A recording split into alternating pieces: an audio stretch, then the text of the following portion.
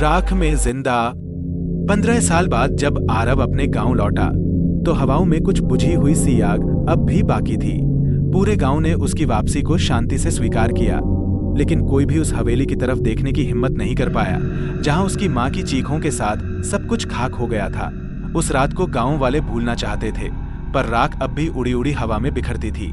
आरव के लौटने का कारण सिर्फ एक था, जवाब।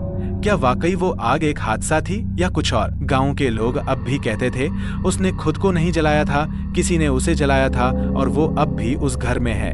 आरव ने जब पहली बार जल चुकी हवेली की टूटी दीवारों को छुआ तो दीवार ठंडी नहीं थी, गर्म थी, जैसे राख अब भी सुलग रही हो।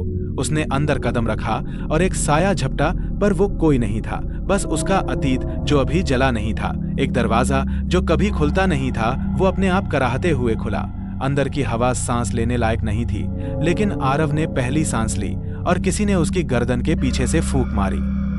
आरव की सांस रुक गई। गर्दन पर किसी की गर्म फूंक का एहसास बिल्कुल वैसा था जैसे कोई आपके बहुत करीब खड़ा हो और आप उसे देख न सकें। उसने झटके से पीछे मुड़कर देखा, कुछ नहीं था, लेकिन हवेली के अंदर की हवा अब और भारी हो चुकी थी। दीवारें सीलन से भरी हुई थीं, पर उनमें से कुछ दीवारें जैसे अंदर से धड़क रही थीं। आरव को एहसास हुआ कि वो हवेली अभी मरी नहीं थी, वो किसी न किसी रूप में जिंदा थी। उसने मोबाइल का टॉर्च जलाया और सामने की उस दीवार की तरफ बढ़ा जहां से धड़कन जैसी आवाज आ रही थी। जैसे ही उसने हाथ बढ़ाया, एक पुराना सड़ा हुआ फर्श अचानक धंस गया और आरव नीचे गिर पड़ा। अंधेरे में गिरते हुए उसके हाथ में कुछ चुभा, शायद लोहे की कोई पुरानी कील। नीचे एक कमरा था जिसका वजूद आरव को पहले कभी नहीं पता था। वहां हवा नहीं थी, पर किसी की उपस्थिति जरूर थी। दीवारों पर पुराने काले धब्बे थे, जैसे आग की लपटों ने अपनी छाप छोड़ दी हो। तभी अचानक किसी ने उसके कान के पास फुसफुसाया, तू वापस क्यों आया? ये आवाज स्त्री की थी, पर टूटी हुई और गुस्से से भरी। आरव कांप गया। आवाज जैसे उसके अंदर गूंज रही थी और दीवारें अब वे रोने लगी थीं। आरव दीवारों की उस कराहती आवाज से उबरने की कोशिश कर ही रहा था कि उसे एक हल्की सी रोशनी कोने में दिखी। एक पुराना लालटेन जो बिना तेल के जल रहा था। उसकी लौ टेढ़ी थी, जैसे कोई उसे थामे हुए हो। जैसे ही उसने कदम आगे बढ़ाया, जमीन पर कुछ दरारें खुलने लगी और फिर उसे दिखा मिट्टी में आधा दबी एक पुरानी तस्वीर, जल चुकी किनारों से, पर चेहरा अब भी साफ था, उसकी माँ का। माँ की आंखें जैसे उसे कुछ कह रही थीं, कुछ अधूरा, कुछ अधजला। और फिर लालटेन बुझ गई, अंधेरा गहरा हो गया, पर उसी अंधेरे में किसी ने फिर वही फुसफुसाहट दोहराई, तू वापस क्यों आया आरव? इस बार नाम के साथ। आरव पीछे भागा, कमरे की दीवारों से टकराता हुआ ऊपर जाने की कोशिश करने लगा, लेकिन सीढ़ियां अब नहीं थीं। तभी एक कोना अचानक उजाला हुआ, उस पर किसी ने काली राख से लिखा था, चारू। वही नाम जो इस गांव में 20 साल से किसी ने नहीं लिया था, वही नाम जो गांव वालों की जबान पर आते ही बच्चों को झट से घर खींच लाता था, वही नाम जो अब हवेली की दीवार पर लिखा हुआ था, ताजा, जैसे अभी किसी ने उंगली से लिखा हो। लेकिन चारू तो मर गई थी उसी आग में, फिर उसका नाम क्यों अब जल रहा था? आरव को वो नाम देखकर एक झटका सा लगा। चारू उसकी बचपन की सबसे करीबी दोस्त, जिस रात हवेली में आग लगी थी, वही रात थी जब चारू रहस्यमय तरीके से गायब हो गई थी। किसी ने कहा वो भी आग में जल गई, किसी ने कहा वो हवेली छोड़कर भाग गई, लेकिन सच्चाई आज तक कोई नहीं जान सका। और अब उसके नाम का ताजा लिखा हुआ निशान इस राख से भरे कोठरी में देखकर आरव का दिल बैठने लगा। उसने कांपते हाथों से दीवार को छूने की कोशिश की, लेकिन उंगलियां जैसे किसी अदृश्य गर्मी से झुलस गईं। उसी पल कोने में रखी एक पुरानी लकड़ी की अलमारी अपने आप चरमराई और उसका दरवाजा धीरे से खुला। अंदर एक पुराना झुलसा हुआ गुड़िया पड़ा था, चारू की पसंदीदा गुड़िया जो आग की रात के बाद कभी नहीं मिली थी। जैसे ही आरव ने उसे उठाया, हवेली के अंदर की हवा बदल गई। एक ठंडी भारी लहर पूरे कमरे में फैल गई और आरव को ऐसा महसूस हुआ जैसे कोई उसके शरीर में समा रहा हो। दीवारों से अब सिर्फ कराह नहीं, चीखें आने लगी और उन चीखों में एक ही आवाज बार बार गूंज रही थी, तू मुझे छोड़ कैसे गया था? आरव समझ नहीं पा रहा था कि ये सवाल असल में कौन पूछ रहा है, चारू या उसकी माँ या दोनों। आरव अब समझ चुका था कि ये हवेली सिर्फ एक खंडहर नहीं, एक जिंदा कब्र है। वो गुड़िया उसके हाथ में थी, लेकिन जैसे ही उसने उसे जरा कसकर पकड़ा, गुड़िया की आंखों से खून जैसा कुछ रिसने लगा। आरव ने डरकर उसे गिरा दिया।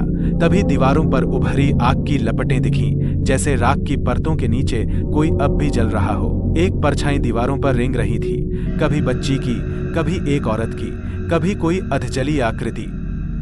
अचानक से हवेली की एक और दरार खुल गई और वहां से धुआं नहीं, चीखें निकली, चारू की आवाज, और माँ की भी। तू भाग क्यों गया था आरव? हमें क्यों छोड़ दिया तूने उस रात? आरव पीछे हटने लगा, लेकिन अब हवेली के रास्ते बंद हो चुके थे। जिस रास्ते से वो नीचे गिरा था, वो छत अब सीलिंग में बदल चुकी थी, और वो कमरा जिसमें वो खड़ा था अब ताबूत जैसा लगने लगा था। फर्श से राख उड़कर उसके पैरों में लिपट रही थी और वो गर्म होती जा रही थी। दीवारों पर अब आग नहीं, चारू की अधजली शक्ल बन रही थी। एक आंख गायब, आधा चेहरा राख से ढका, और उसकी टूटी फूटी आवाज फिर गूंजी, अब तू भी यहीं चलेगा आरव, मेरे साथ हमेशा के लिए। आरव की रगों में खून जैसे जम गया था।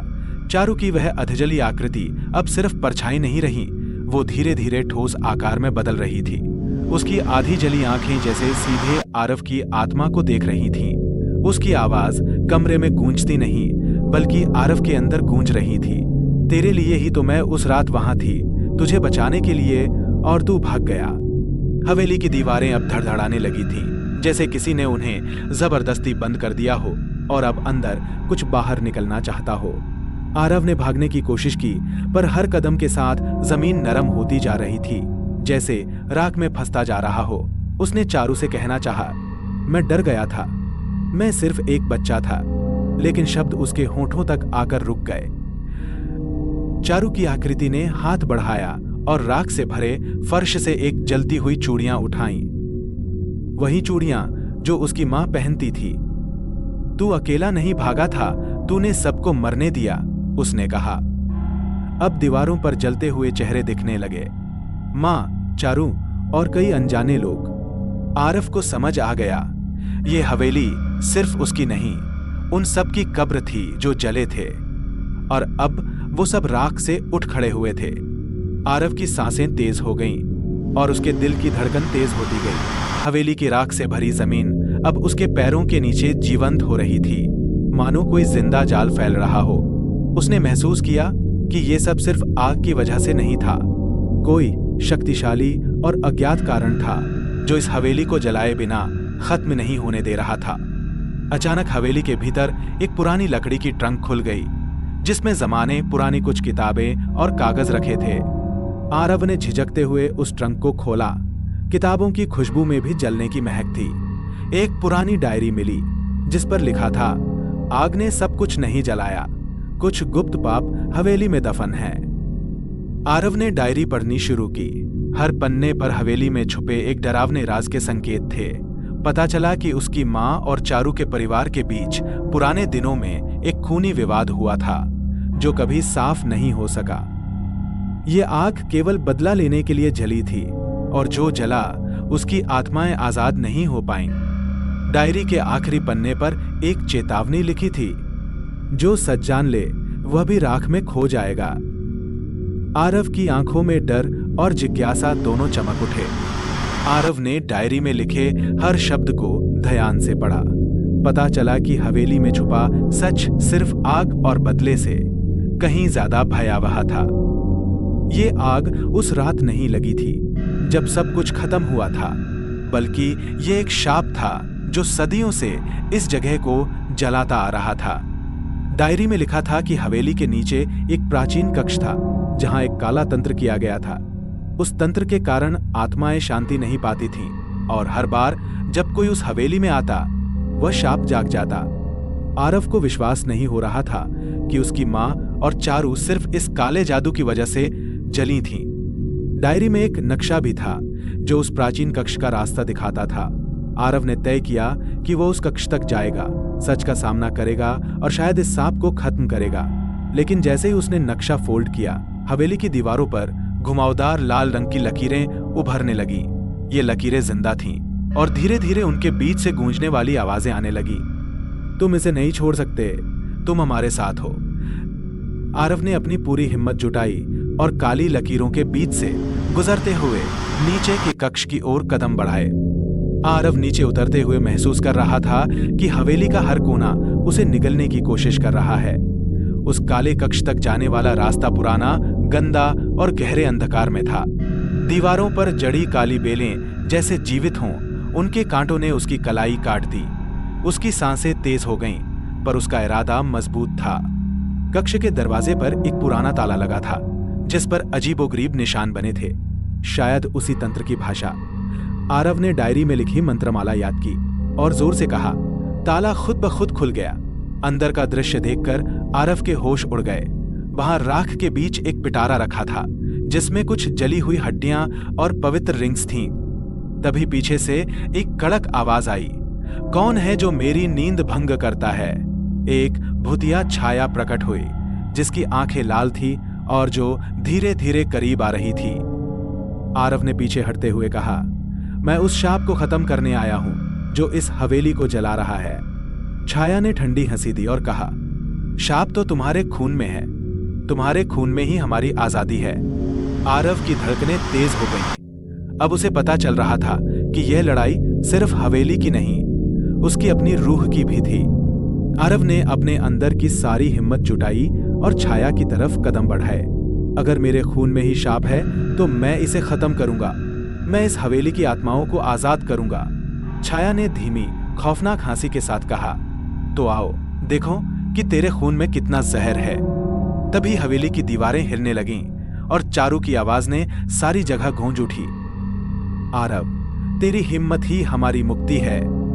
आरव ने उस पिटारे में रखे जलते हुए राख के टुकड़ों को देखा। उसने उन्हें अपने हाथ में लिया और धीरे धीरे उन्हें हवेली की धूप में फैलाने लगा। जैसे ही राख हवा में उड़ी, हवेली के चारों ओर की आग बुझने लगी। दीवारों पर से भूतिया चेहरों का डर कम होने लगा।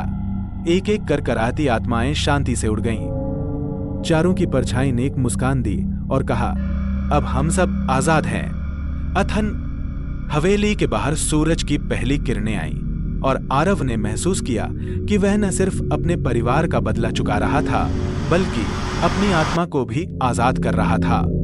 अगर आपको यह कहानी पसंद आई हो तो कृपया लाइक, कमेंट और सब्सक्राइब जरूर करें। आपकी प्रतिक्रिया से मुझे और भी रोमांचक कहानियां लिखने की प्रेरणा मिलेगी। धन्यवाद।